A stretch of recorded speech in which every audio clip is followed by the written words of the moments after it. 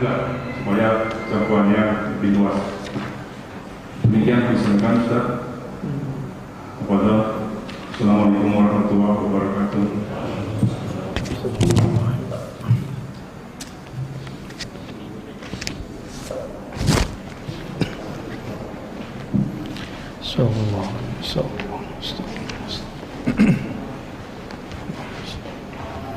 Assalamualaikum warahmatullahi wabarakatuh. Alhamdulillah rabbil alamin alladhi ja'ala nabiyyana Muhammad sallallahu alaihi wasallam khuluqahal Qur'an.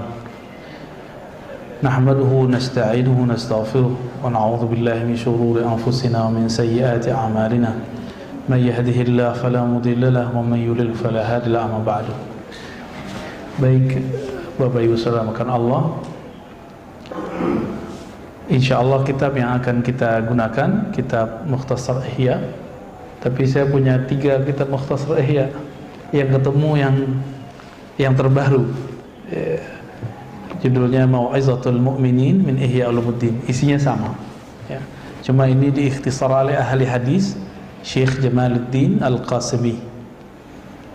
Kalau yang biasa saya pakai itu karya saudaranya Imam Ghazali bernama Ahmad bin Muhammad Al-Ghazali.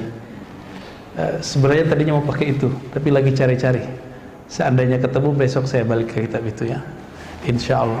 Sebelumnya untuk membuka hati pikiran kita baca surat Al-Fatihah, surah pembuka Al-Fatihah.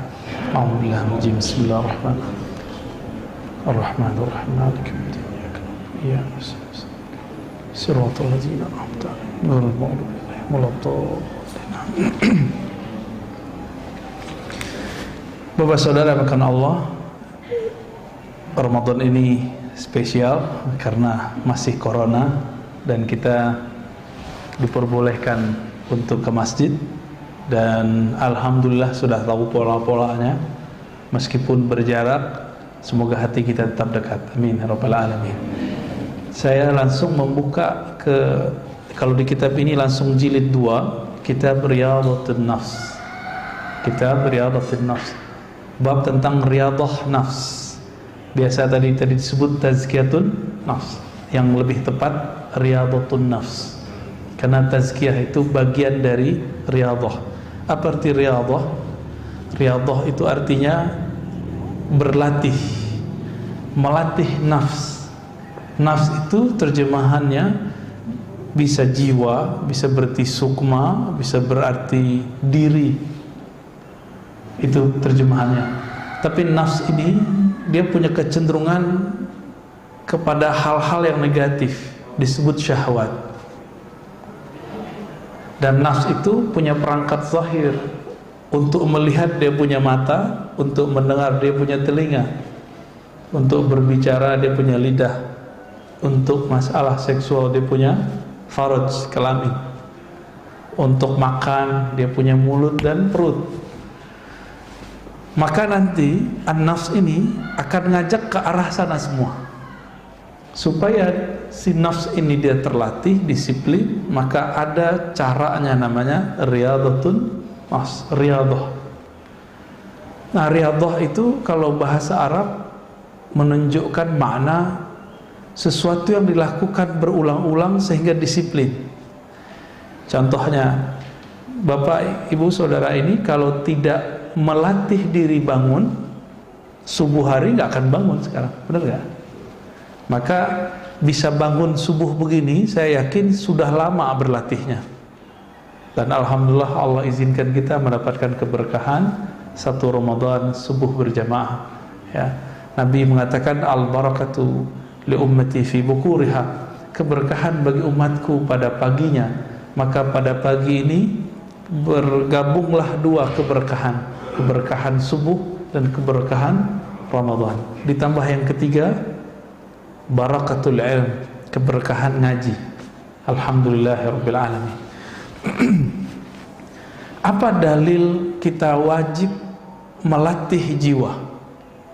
Di dalam Al-Quran yang dijadikan dalil untuk tazkiyah itu surat Asy-Syams ayat 9, surat 91 ayat 9. Apa kata Allah Ta'ala? Kita sudah hafal barangkali ya. Qad aflaha man zakkaha. Sungguh, nah ini penegasan yang luar biasa. Allah mengatakan aflaha, telah beruntung, telah lega, telah sukses. Man zakkaha, siapa yang melakukan tazkiyah terhadap nafs. Baru ini bagian dari riyadatun nafs. Apa arti tazkiyah? Zakkaha, yang membersihkan nafs dari kebiasaan buruknya. Jam segini enaknya tidur atau duduk ngaji, kata nafs. Kata nafs gimana Pak? Tidur. Tapi kita punya sisi lain namanya kolbu. Kolbu itu maunya ngaji Pak. Jadi yang duduk sekarang itu yang punya kolbu itu. Jadi kolbunya lagi hidup. Ini yang dikatakan dalam surat Qaf ya, sesungguhnya peringatan itu hanya dapat disentuh, dicapai liman kana lahu qalbun, bagi orang yang punya kolbu. Maka ini semacam pujian dari Allah untuk kita yang mau memfasilitasi kolbu. Kita sudah fasilitasi tubuh, nafs, jiwa kita dengan tidur ya. Alhamdulillah masih ada yang mau menyempatkan untuk membersihkan kolbunya. Semoga saya yang diizinkan Allah ngajar kitab ini dan Bapak Ibu Saudara yang diizinkan Allah belajar, Allah jadikan orang yang termasuk kepada surat Asy-Syams ayat 9 ini. Sungguh beruntung orang yang membersihkan jiwanya. Ya, zakkaha, ha di situ nya berarti nafs, jiwa. Sebaliknya kalau beruntung lawannya apa? Rugi. Wa qad khaba man dassaha, ayat 10-nya.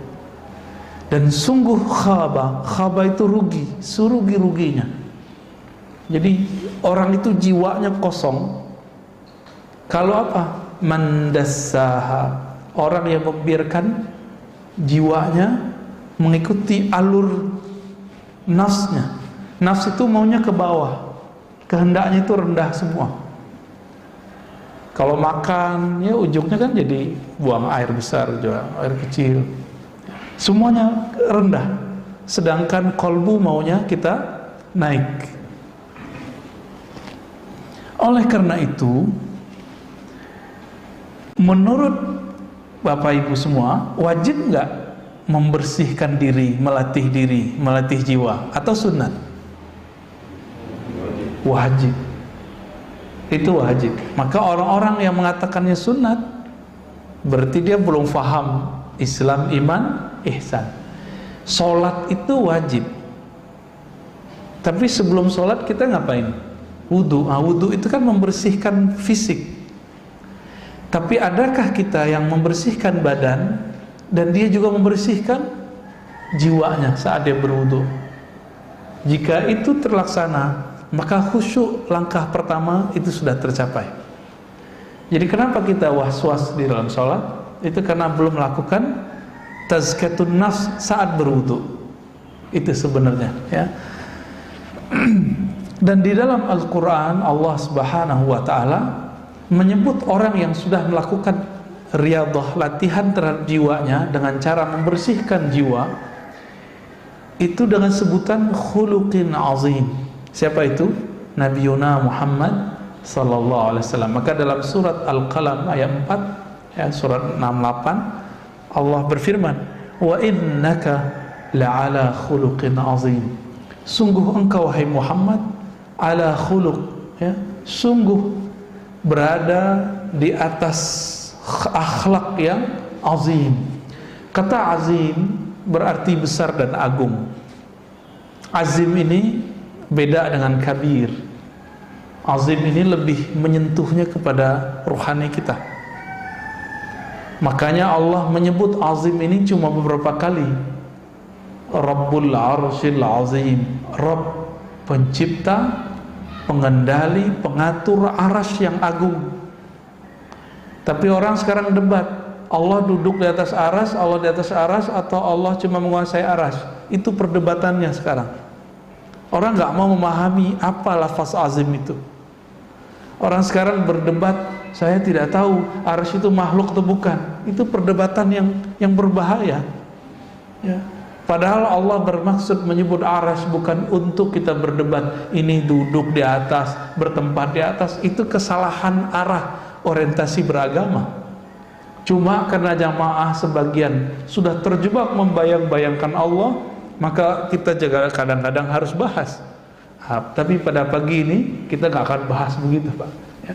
Kita lebih ke arah tazkiyatun nafsnya. Hadis yang sering kita dengar itu jarang orang menyebutkan sumbernya. Setiap bulan Maulid, bulan Rabiul Awal, orang menyebutkan hadis innama bu'istu liutammima makarimal akhlaq. Itu kan satu redaksi. Itu riwayat siapa? Ternyata riwayat ini nggak pernah dibahas oleh para asatis, para dai sepanjang hidupnya. Bahkan dari kecil dia membahas Maulid, dia nggak tahu itu hadis riwayat siapa. Ya nggak? Udah tahu Pak riwayat siapa Pak? Nggak tahu kan? Tuh kenapa tuh nggak tahu? Katanya nyuruh belajar dari kecil, dari brojol dan bumi, ya, al-mahdi ilal lahdi, sampai ke liang lahat. Si ustadz yang ngomong begini aja nggak tahu Pak hadisnya, dia nggak mau mencari di mana sumbernya. Ini berarti dia juga membiarkan dirinya dalam jahlun, ya, kejahilan itu, taklid jadinya. Nah, setelah kita teliti, di sini nggak disebutkan rawinya, ya. Itu ternyata ketemu redaksi ini dalam riwayat Imam Malik, riwayat Imam Baihaqi, Imam Tabrani, riwayat Imam Ahmad dengan redaksi yang bermacam-macam. Ada yang kalau di sini liutammima, untuk menyempurnakan akhlak. Ada yang lafaznya yang lain, ya, usliha atau lafaz sejenisnya, mahasinal akhlak, ya. Maka agama itu, goalnya beragama itu akhlak yang azim tadi. Maka akhlak yang azim ini meskipun tidak memberikan orang duit, tapi kalau akhlaknya azim, nggak dikasih duit pun orang ridho. Kita ngasih orang duit, orang seneng Pak, tapi kita omongin dasar lo pengemis, gimana Pak? Seneng nggak dia? Maka beda, berbagi itu tanda orang yang suka bersedekah. Tetapi akhlak inilah yang akan mempertahankan ini amal naik nggak ke langit.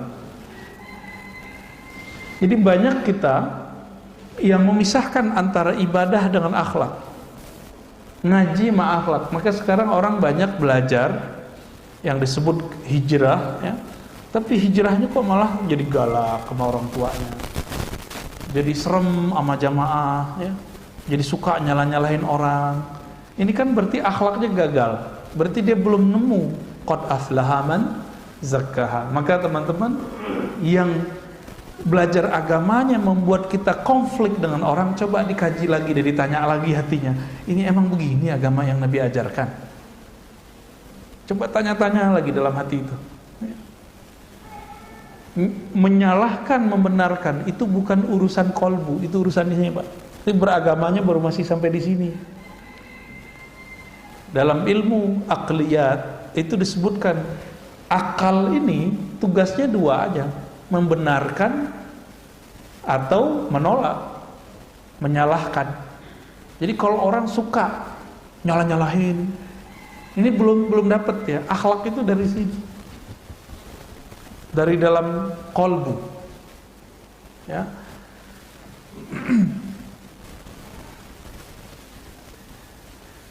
Maka Nabi SAW dalam hadis yang sahih itu mengatakan wa khaliqin nas bi khuluqin hasanin. Nah, coba lafaznya ini.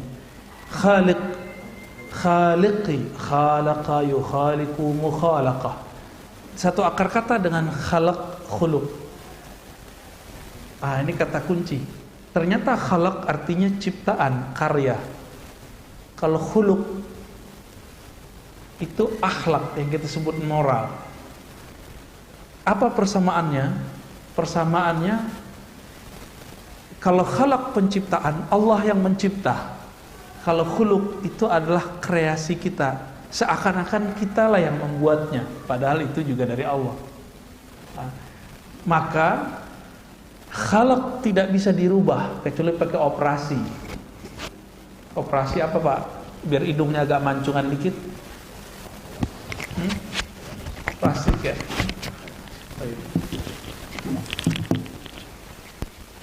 Jadi pada dasarnya wajah nggak bisa dirubah, tapi akhlak bisa dirubah nggak? Bisa. Nabi Muhammad SAW ketika berdakwah itu cuma 11 tahun, nggak sampai 10 tahun di Madinah, 13 tahun di Mekah. Dibandingkan Nabi Nuh, berhasilan mana? Nabi Nuh kurang dikit dari 1000. Rasulullah. Nabi Ibrahim umurnya hampir 200 ya, 170-an. Nabi Musa juga begitu. Tapi Nabi Musa lebih besar. Kenapa? Karena khuluqin azim, akhlak beliau lebih besar. Masih ingat kisah ada sahabat Nabi? Sahabat Nabi ini kan macam-macam, ada yang Badui, ada sahabat Madani, Madinah atau Muhajirin. Orang-orang Badui ini nggak tahu tempat buang air itu di mana. Dulu kan kita kan sekarang udah punya peradaban nih, WC, tempat buang air kita udah punya. Dulu orang Arab Badui itu mirip-mirip sopir angkot zaman-zaman dulu Pak. Ngeliat tembok langsung nembak di situ. Kebayang? Nah, orang Arab Badui itu gitu. Masuk ke masjid, ngeliat ada tembok. Kebayang sama dia apa? Mau langsung bawa air kecil di situ. Ya mirip-mirip kayak, mohon maaf ya. Sering nggak dulu? Saya sering Pak naik angkot waktu mahasiswa dulu. Ada tembok nih, langsung aja dia ke situ. Ya, jadi tembok-tembok tepi jalan itu jadi korban. Kadang-kadang ke bannya ya. Nah itu sampai sekarang masih tuh, sopir-sopir truk tuh masih begitu. Kita heran kok begitu gayanya ya. Nah ini Badui itu. Orang begitu tuh Badui. Kira-kira kalau masjid kita, ya mohon maaf ya, bahasanya kasar, dikencingin orang gimana? Marah kita. Maka sahabat-sahabat pada ngambil alat pukul, mau mukul dia. Secara hukum fikih itu benar. Tapi dalam hukum kolbu itu nggak boleh. Karena orang yang buang air kecil ini dia nggak tahu akhlak, itu dia belum belajar. Maka Nabi mengatakan jauh, udah biarin. Kamu siram aja temboknya disiram, lalu bawahnya disiram. Nanti kan meresap. Dulu kan nggak pakai begini Pak. Jadi malah dapat ilmu sahabat Nabi. Ilmu apa? Cara menghilangkan najis di tembok dan di tanah. Dapat ilmu, berkah jadinya. Ini Arab Badui, mulut besar tuh suka ngomong. Datanglah dia kemana-mana, saya kencingin tuh masjidnya Muhammad. Tapi dia nggak marah-marah tuh katanya. Jadi orang-orang akhirnya penasaran. Bulan berikut terjadi gelombang besar-besaran, orang Arab Badui masuk Islam. Jadi cuma karena urusan buang air kecil Pak. Ya. Begitu Rasulullah. Tapi hari ini bagaimana orang berdakwah? Nggak begitu. Cuma ngaji di YouTube, ngaji di TV, berantem di masjid. Maka masjid itu jadi tempat suka berantem hari ini. Ya enggak? Ya, masjid ini mungkin pernah berantem dulu ya. Apa kata Nabi? Wa khaliqin nas bi khuluqin hasan.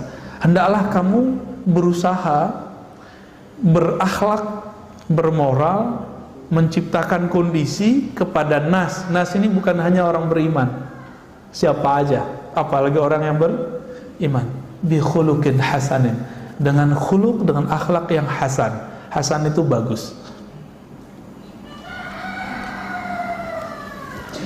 Maka orang-orang naik pangkat di sisi Allah itu bukan karena dia banyak sholatnya, tapi karena dia bagus akhlaknya. Di masa Rasulullah SAW ada seorang perempuan yang setiap hari sholat tahajud, setiap malam tahajud, setiap hari dia sholat zikir. Tapi Nabi mengatakan finnar, dia masuk neraka. Kenapa? Kesolehannya baru sampai di fisik. Tapi ada seorang sahabat Nabi, beliau mengatakan fil jannah, orang ini masuk surga. Semua hadis ini sahih, ada dalam kitab Sahih Bukhari dan Muslim. Ketika diteliti, ternyata orangnya punya cuma satu akhlak. Apa akhlaknya? Salamatus sadr. Dia tidak pernah menyimpan kebencian kepada orang. Kita baru masuk masjid udah ngelihat ahli bid'ah nih ya. Oh ini beda faham nih. Pasti begitu ya. Nah, coba sekarang kalau masuk masjid baca doa. Apa doanya? Allahumma inni as'aluka, Allahumma ftahli abwaaba rahmatik ya. Kalau as'alukanya keluar ya. Allahumma ftahli abwaaba rahmatik. Ya Allah, bukakan kepadaku bukan satu pintu tapi abwab. Apa arti abwab?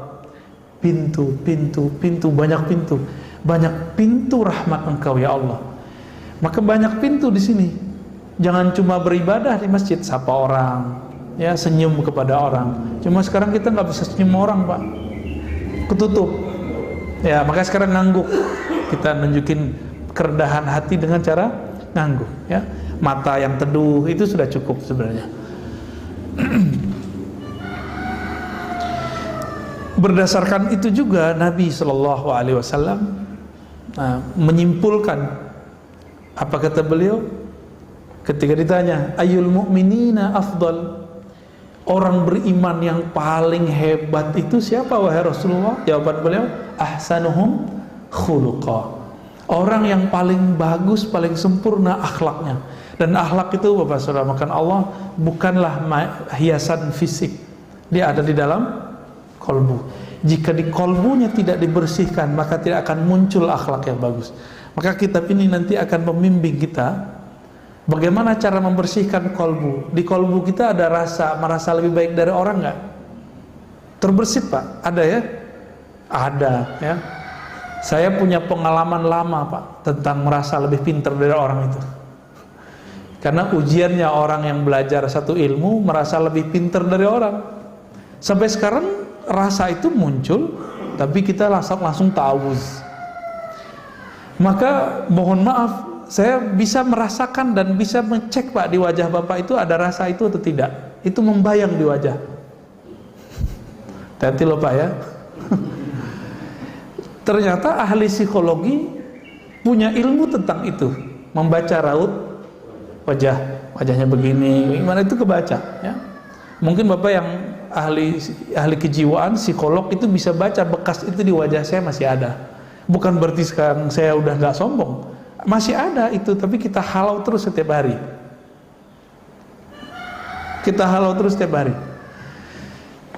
Yang paling berat itu orang berilmu, dia merasa lebih banyak ilmunya daripada orang lain.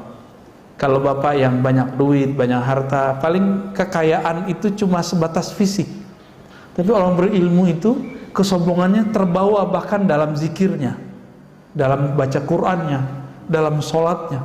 Maka tadi itu kalau Bapak sensitif kolbunya itu bisa merasakan begitu sensitifnya kolbu. Bukan suuzon loh Pak ya. Orang yang kemudian merasa dirinya sholatnya itu paling benar itu kerasa. Maka Abdullah bin Amr mengatakan ya, Nabi ya, dari Nabi beliau bersabda, yang pertama kali dicabut di akhir zaman adalah khusyuk. Awwalu ma rufi'a qabla yaumil qiyamah al khusyuk. Yang pertama dicabut di akhir zaman itu khusyuk. Khusyuk itu kan urusan mata yang tunduk secara zahir, secara batin kolbunya tunduk kepada Allah. Khusyuk ini salah satu akhlak orang yang sholat. Orang kalau khusyuk sholatnya pasti dia tawadhu kepada orang lain. Ini enggak ya. Kita merasakan itu. Untung masjid ini enggak terlalu banyak. Abu Hurairah lagi duduk, dia ngerasa enggak nyaman Pak. Hadisnya sahih ya, ada diceritakan dalam Riyadhus Shalihin juga, dikumpulkan hadis itu. Dia merasa ada sahabat ini lagi panas, aura badannya. Akhirnya beliau mengatakan, siapakah di antara kalian yang bertengkar hari ini, yang mutus silaturahmi hari ini? Itu orang yang bertengkar, itu pasti panas hawanya. Abu Hurairah ini zikirnya setiap hari 12.000, maka kolbunya lebih tajam dari kolbu-kolbu kita.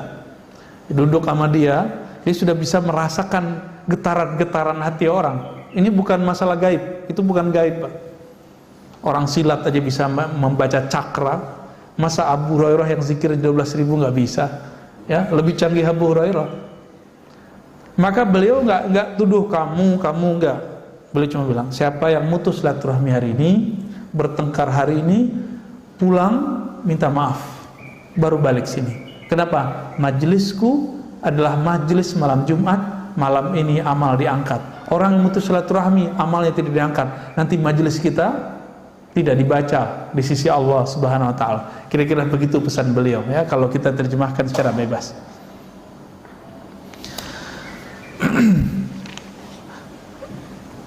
Di dalam Al-Qur'an itu pesan akhlaknya sangat banyak. Misalnya kita sering dengar imam baca ayat wal qaziminal ghaidha wal 'afina 'anil nas. Ya, surah Ali Imran kan sering dibaca itu. Itu pesannya akhlak. Selama ini sering dengar kan apa arti kazim?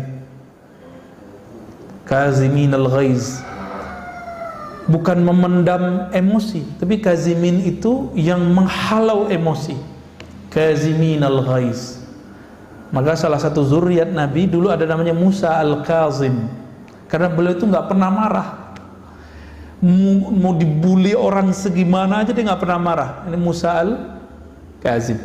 Ya. Anaknya Syekh Asnawi Caringin itu namanya Ahmad Kazim.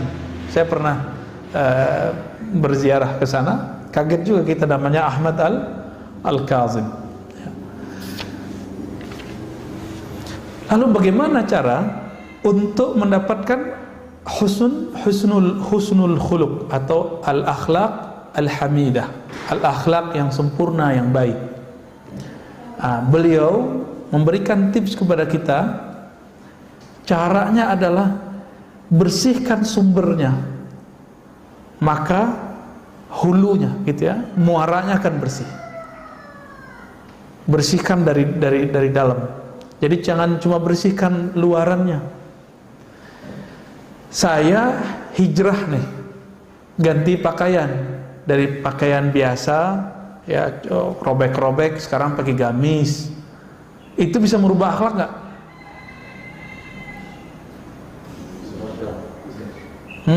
Gimana Pak? Belum tentu. Bisa jadi preman bergamis. Ya, hati-hati Pak. Pakai serban, pakai kopiah, ya, pakai ginian, ya. Terus pegang mic, udah jadi ustadz aja. Kira-kira gimana? Kolbunya belum dibenerin. Kalau dia ceramah, kira-kira gimana? Nah itu, Bapak sudah tahu jawabannya. Dia kalau nanti ceramah cuma ganti casing. Dulu menghujat orang tepi jalan, sekarang menghujat orang yang beda faham dengan dia. Itu aja bedanya. Dulu kalau kita masih remaja itu kan pengen cari lawan, pengen bergesekan sama orang. Betul, ini sama. Walaupun bergamis, berserban, berkopiah, akan cari gesek terus. Maka jangan sibuk pada ganti penampilan, sibuklah dalam mengganti sumber penampilan itu di mana. Nah, ini yang harus kita benerin Pak. Kitab ini membimbing ke arah sana. Insya Allah besok kita mulai masuk ke bab kolbu. Ya.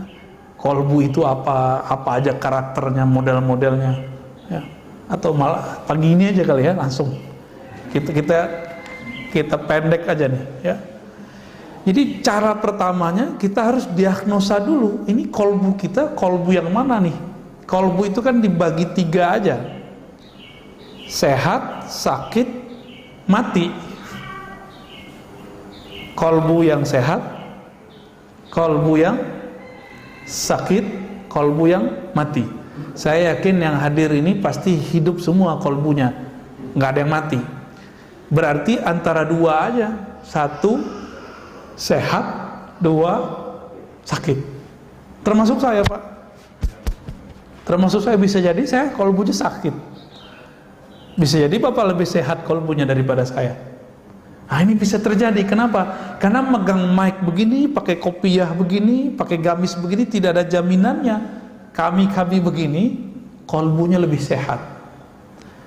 Oleh karena itu, guru-guru kita dari dulu itu selalu pesan, kamu kalau mau jadi dai, guru, dosen, benahi dulu kolbumu baru ngajar, gitu. Saya dipesenin gitu dari guru saya semenjak saya umur 12 tahun. Saya masih ingat sampai hari ini, ya. Ada namanya Syekh Abuya Rizwan namanya dulu, ya, namanya nama orang lokal, Pak, tapi beliau ngomong gitu ke saya. Kita ditepuk-tepuk tuh, dikasih tahu, kamu kalau mau ceramah, ya, benahi dulu kolbu. Kalau sudah membenahi kolbu, nanti baru bisa membenahi kolbu orang, gitu. Kalau kita membenahi kolbu, nanti orang itu takjub bukan kepada pakaian, tapi takjubnya nanti dari hasil yang dikalamkan. Karena al-ajabu fil libas hatta yatakallam. Takjub pada pakaian itu cuma sampai dia ngomong. Kalau dia ngomong ketahuan, nah gitu doang, gitu. Ya, benar nggak, Pak? Pakai sorban nih, saya pakai kopiah segala macam. Tahu-tahu ngomongnya nggak jelas, ngelantur. Dan sekarang kita lihat fenomena umat Islam suka dai-dai yang punya euforia. Mohon maaf ya, suka dai yang mu'alaf. Sekedar dia bercerita tentang masa lalu beragamanya, lalu semangat dia masuk Islam, silakan. Tapi sekarang dimintain fatwa. Maka saya agak nyinyir bagian ini. Serem, Pak. Dia masuk Islam seharusnya ngaji dulu, nyantri dulu, benahi dulu kolbunya. Kan habis makan yang haram juga, pasti dia makan babi kan sebelumnya, ya. Itu harus dibersihkan, ada cara bersihinnya, ada zikirnya, dimandikan dulu. Ada kan itu hukumnya. Kalau versi ahli fikih sunat, tapi bagi saya mandi masuk Islam itu wajib. Itu mandi, ya, pindah agama kan. Akhirnya apa yang terjadi? Karena gagal faham belajar fikih, gagal faham belajar akidah, ada yang si dai ini sekarang bangga nabrak anjing, ya kan? Kan begitu. Yang tidak bisa membedakan politik itu bagian dari iman atau bukan. Kan politik bukan bagian dari iman, Pak. Ada politik bagian dari iman? Ya, masjid ini mungkin pernah jadi korban. Politik bagian dari iman, akhirnya beda pilihan politik menjadi beda iman. Emang ada ayatnya? Nah, itu akibat si dai, si muallim belajarnya bukan dengan kolbu. Kolbunya belum dibenahi. Akhirnya kata orang, berita, pecahlah kita selama 2018, 2019. Mau diulang lagi 2023, 2024. Ini tinggal berapa tahun nih? Ini 2021, Pak. Tinggal nunggu 2023, 2024. Nah, kita nggak mau itu terjadi. Kalau itu terjadi lagi nggak tahu deh, ya. Gimana jadinya masjid-masjid kita ntar, ya. Kawan saya sampai nggak mau sholat Jumat di kantor-kantor dulu. Kenapa? Setiap kali Jumatan dia mendengarkan hate speech, ya, ujaran-ujaran kebencian. Padahal dia sama pilihannya sama si ustadznya. Kok bisa gitu? Nah, kolbu yang sehat itu ciri-cirinya sederhana. Kolbu yang sehat itu yang bisa menikmati hidangan-hidangan kolbu. Hidangan kolbu bernama sholat. Sholatnya nikmat, atau imam itu kalau ngimamin berasa kayak capek kita, Pak. Ya, panjang nih bacaannya. Nah, berarti dominan tubuh ini nafs kita daripada kolbu. Jadi kolbu yang sehat itu yang kolbunya mendominasi jiwanya. Kolbunya mengatur jiwanya, bukan jiwanya ngatur kolbunya. Kolbu yang sakit sebaliknya, jiwanya ini, nafsnya ini mengatur kolbunya. Kalau seorang ustadz, mu'alim atau public figure sama, senangnya punya pengikut bukan? Follower kalau artis. Maka dia kalau ilmunya baru sampai di follower, jika nanti followernya terancam kabur, dia akan berusaha bagaimana cara memperbaiki itu, walaupun mengorbankan kolbunya. Maka kita lihat ini sudah banyak ya. Banyak sekali para da'i menjadi mad'u. Dia da'i artinya ngajak, tapi malah diajak. Dia seharusnya influencer, memberi pengaruh, tapi malah dia dipengaruhi. Seharusnya dia menjadi orang yang diikuti, sekarang dia mengikuti selera followernya. Pilih mana? Kira-kira gimana Pak? Itu menyaksikan nggak? Banyak yang begitu? Banyak Pak. Dulu teman kita lurus, ngajar aja. Sekarang karena jamaah sekitarnya itu ingin menggiring dia ke arah politik praktis, dia sekarang ngomong politik praktis. Padahal si ustadz ini tadinya itu dicintai banyak umat. Karena dia mulai masuk ke politik praktis, kita mesti berpolitik Pak. Harus ada orang yang masuk ke politik praktis, itu fardu kifayah. Tapi si ustadz yang di bagian ini seharusnya tidak. Dia cukup mendorong semangat kebangkitan Islam. Untuk urusan politik praktis dia nggak usah macam-macam lah. Akhirnya apa? Orang yang tadinya suka ngaji sama dia sekarang udah nggak ngaji sama dia. Jadi jangan-jangan kalau kita masuk ke bukan wilayah kita untuk nyenengin satu kelompok, kita gagal untuk bisa menyinari kelompok yang lain. Nah ini terjadi ya. Dan yang ketiga, kolbu yang mati. Kalau yang sakit tadi itu ayatnya fi qulubihim maradun fazadahumullahu marada. Di kolbu mereka ada penyakit. Kalau sekali kita biarkan penyakit itu, maka penyakit akan bertambah. Kalau orang yang mati kolbunya, sawaun alaihim, sama saja. Kamu ajak nggak kamu ajak, nggak ada efeknya. Ramadan datang, Ramadan nggak datang, dia begitu-gitu aja. Saya berhusnuzon kita antara sakit dan sehat itu kayaknya sekarang ya. Bener ya? Ceknya tadi sholatnya khusyuk nggak? Nggak ya? Nggak apa-apa Pak. Tapi pengen khusyuk kan? Berarti normal, sehat. Ada keinginan mau sehat. Kalau kita badan sakit, datang ke dokter nggak? Nah, Bapak mau ngaji begini kan berarti pengen bener kolbunya. Waras berarti kolbunya. Ya. Kalau ada orang sakit nggak mau berobat, waras nggak? Mungkin dia habis kena brainwash. Saya pakai herbal aja Ustaz. Ya betul, tapi kalau penyakitnya parah bisa nggak pakai herbal biasa? Indonesia sekarang belum populer, dokter herbal itu belum populer. Baru muncul nih kan di YouTube nih beberapa dokter, tapi juga dia kepekarannya bukan di herbal. Herbal ini kan masalah lagi. Akhirnya kena cuci otak dia nggak mau berobat. Apa yang terjadi? Sakitnya tambah parah begitu. Inilah sekarang yang terjadi.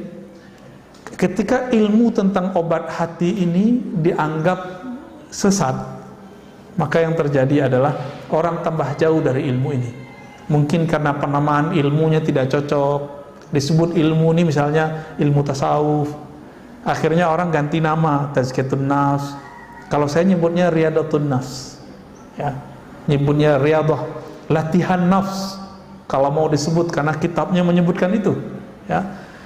Nah insyaallah nanti kita akan cek penyakit apa aja yang ada di kolbu, cara diagnosanya 1, 2, 3. Kalau ada berarti positif, kena virus penyakit kolbu.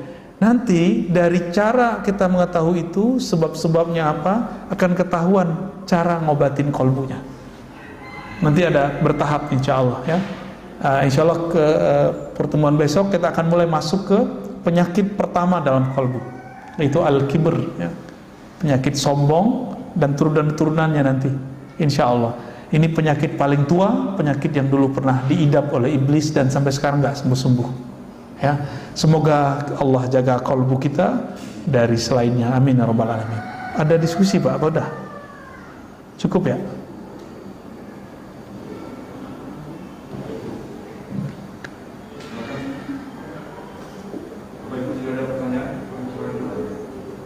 Ya. Ya. Assalamualaikum. Tadi mengenai kritik atau apa gitu ya. Kalau kita menjaga hati kita, apakah lalu bagaimana kalau kita mau kritik atau sama orang? Ya. Bagaimana Caranya? Ya. Tadi imam kita baca ayat wa tawasau bil marhamah. Kita selama ini fokus di surat Al-Asr. Wa tawasau bil haq, berwasiat dengan kebenaran. Jadi kita ngerasa benar nih. Nah, ini dosanya para pemberi kritik merasa benar. Itu kesalahannya. Karena dia merasa benar, muncullah kesombongan, dirinya lebih benar dari yang dia kritik. Nah, berarti dia belum benar-benar berwasiat. Maka di surat tadi Al-Balad tadi ya, wa tawasau bil marhamah, dan hendaklah mereka saling berwasiat ya, dengan cara marhamah. Apa arti marhamah? Penuh kasih sayang. Jadi kalau negur orang tuh jangan ini bid'ah nih, ya begitu caranya. Imam Syafi'i itu negur lama, beliau imam salafus soleh. Apa kata beliau? Engkau kalau menegurku depan orang, jangan salahkan jika hatiku, nafsku, jiwaku susah nerimanya. Jadi kalau menegur gimana? Ajak ke ruang berdua. Terus apa? Lafaznya, kata-katanya menunjukkan kita cinta kepada dia. Maka Imam Sya'rani mengatakan, kamu jangan mengkritik orang, nasihati orang, berdakwah sampai hatimu berniat ingin rahmat turun kepadamu dan turun kepada. Jadi bukan kita tuh kayak mau nyalahin orang, menyudutkan orang tuh nggak ada. Maka kritik yang sahih, kritik yang disampaikan dengan cara kasih sayang, tidak menyudutkan orang, itulah yang disebut al-haq, itulah yang disebut as-sabr. Sabr ini wajib atau sunat? Wajib. Jadi kalau orang nggak dengerin kita sekali, kita marah nggak? Jadi kalau ada orang yang mengkritik, lalu dia marah-marah dalam mengkritik, marah-marah menasihati, orang yang mengkritik ini yang butuh dinasihati sebenarnya. Benar gitu? Ya, dia mengkritik orang tapi nggak sabaran. Yang butuh dikritik siapa sih? Ya. Yang butuh diperbaiki siapa? Yang marah-marah ini atau yang dimarahi? Nah, jadi ayatnya tiga cara berarti. Jadi cara mengkritisi orang itu pertama yang disampaikan mengarah kepada kebenaran, bukan merasa paling benar. Yang kedua bisabri, kita harus sabar, dan kesabaran itu nggak mungkin kalau tidak bil marhamah, dengan kasih sayang. Dan Allah Subhanahu wa taala membuka semua ayat Al-Qur'an, semua surat Al-Qur'an kecuali satu surat Al-Bara'ah atau Taubah, semuanya dengan marhamah. Bismillahirrahmanirrahim. Jadi Allah itu ingin kita ini tidak membayangkannya seserem guru-guru sekarang membayangkan Allah tentang Allah ke anak-anak. Coba anak-anak itu membayangin Allah itu neraka, Allah itu pemarah. Kamu begini loh, neraka loh, entar siksa Allah loh gitu. Jarang orang itu yang berbicara Allah itu sayang deh, kalau kamu begini kamu disayang Allah, itu jarang. Jadi kita ini metode ngajarnya bukan metode marhamah, metodenya metode ghadab, marah aja bawaannya. Akhirnya sekarang beragama itu manhajul ghadabiyah, manhaj marah-marah. Lo beragama kok marah-marah? Nabi kalau marah-marah nggak mungkin 11 tahun kurang di Madinah berhasil mengislamkan Arab dan Islamnya sampai ke negeri ini. Kalau dulu wali-wali yang datang ke negeri ini marah-marah ngelihat ada tradisi Hindu, Buddha, nggak mungkin Pak bisa mengislamkan Bapak ini. Mungkin lahir kafir kali ini. Itu B3 itu. Ya, ini teknik dalam Al-Quran. Silakan dipakai cara mengkritisi, cara memberi masukan kepada orang, tidak merasa paling benar tapi mengarahkan kepada kebenaran. Yang kedua, sabar. Sabar itu bukan nyinyir Pak. Sabar itu kita berulang-ulang menunjukkan. Dan yang ketiga tadi marhamah. Saya lupa, kalau lafaznya tawasau itu wazannya tafa'ala. Di situ menunjukkan bahwa kita terlibat di dalamnya, bukan hanya dalam lisan. Tapi sebelum kita mewasiatkan orang, kita sudah masuk dulu ke apa yang kita wasiatkan. Nah, itu berarti 4 sebenarnya Pak. 4 ya. Jadi kita sendiri sudah di situ. Ya. Cukup? Ada? Oh ya. Sepertinya banyak orang. Jadi di online, bagaimana kalau kita melihat kawan kita sudah berjilbab sebenarnya, tapi di status fotonya tidak pakai jilbab, terus ikut lomba dancing. Nah ini beliau ingin mengingatkan beliau, bagaimana caranya supaya tidak menyinggung. Iya, kalau ada orang belum berjilbab, jilbab itu kan model nutup aurat, itu fisik Pak. Targetnya bukan dia pakai aurat, nutup aurat atau enggak. Targetnya dia mengenal siapa yang nyuruh nutup aurat. Maka kenalkan dulu orang ini kepada yang memerintahkan nutup aurat siapa? Allah. Jadi kenalkan dulu Allah itu sayang kamu. Jangan bayangkan altar neraka, lo neraka lagi. Nanti kalau dia merasa safety daripada ancaman-ancaman neraka, dia buka jilbab lagi Pak. Maka saya dakwah waktu di Paris tuh sama jamaah kita saya nggak pernah bilang, kamu buka jilbab, enggak. Ada yang pakai roknya pendek, segala macam, biarin aja, penting mau ngaji. Nanti dia nanya, Ustadz sebenarnya jilbab gimana sih? Jawaban saya sama, ibu, mbak, teteh gitu ya, kenali dulu yang nyuruh pakai jilbab. Nanti pasti pakai jilbab sendiri, nggak disuruh-suruh. Padahal di sana susah lah Pak pakai jilbab. Ya, kerja itu susah, apalagi semenjak kejadian kemarin kena prank sama anak SD gitu ya. Jadi kenalkan dulu si anak, teman, orang yang mau kita ajak mengamalkan satu syariat dengan syariatnya. Apa arti syariat? Zat yang menyuruh satu perintah itu. Kalau enggak jadi beban. Perempuan pakai aurat tuh beban sama dia, gerah aja bawaannya. Benar enggak? Sholat itu bagi anak-anak kalau pakai ancaman dia tegang Pak. Tapi kalau anak kita coba kita bilang, Dek puasa ya, ntar kalau puasa dikasih hadiah motor, mobil ketinggian ya, mobil-mobilan maksudnya, sepeda bagus, udah semangat, dia berpuasa itu happy. Coba Bapak bilang, awas kamu nggak puasa, ntar Papa pukul 10 kali. Itu anak tegang Pak. Baru jam 8 udah lemes dia. Kalau dia pakai iming-imingan tadi, itu kan tauhid anak kecil. Tauhid anak kecil tuh iming-imingan. Maka bapak, saudara, ibu semua yang sudah sebesar ini, seumuran ini, jangan lagi ibadah karena pahala. Ibadah karena kita kenal siapa yang nyuruh kita beribadah. Allah itu. Pahala itu udah pasti dapat. Karena kalau masih pakai iming-imingan, berarti di dalamnya ruhnya masih bocah ini. Masih anak-anak ini. Cuma badannya gede, mukanya udah mulai keriput gitu ya. Dalamnya masih bocah. Tauhid anak-anak, tauhidus sibyan. Ini semoga pagi ini langsung naik menjadi tauhid remaja, tauhid dewasa. Puasa bukan karena iming-imingan surga, tapi karena ingin diridhoi sama yang punya surga. Kalau yang punya surga dari ridho, masuk surga nggak? Pasti masuk surga. Pasti jauh dari neraka nggak? Pasti dijauhin.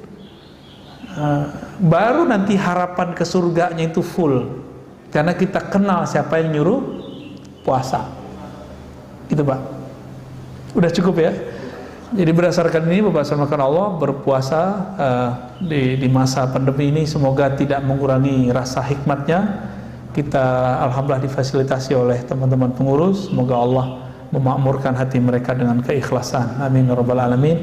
Dan untuk kita yang ngaji, Allah terima puasa kita, salat kita, zikir kita, dan Allah sempurnakan kekurangan kita. Amin ya rabbal alamin. Allahumma nas'aluka khaira hadzal yawm wa khaira fihi khair ba'da. Wa na'udzubika min syarri hadzal yawm syarri ma fihi syarri ba'da. Ya Allah, kami minta kebaikan, keberkahan, cahaya di hari ini dan cahaya setelahnya, kebaikan setelahnya, dan jaga kami ya Allah dari keburukan hari ini dan keburukan setelahnya. Rabbana atina fid dunya hasanah wa fil akhirati hasanah wa qina adzabannar. Wa sallallahu ala nabiyyina Muhammad walhamdulillahi rabbil alamin. Demikian dari saya, mohon maaf. Assalamualaikum warahmatullahi wabarakatuh. Waalaikumsalam warahmatullahi wabarakatuh.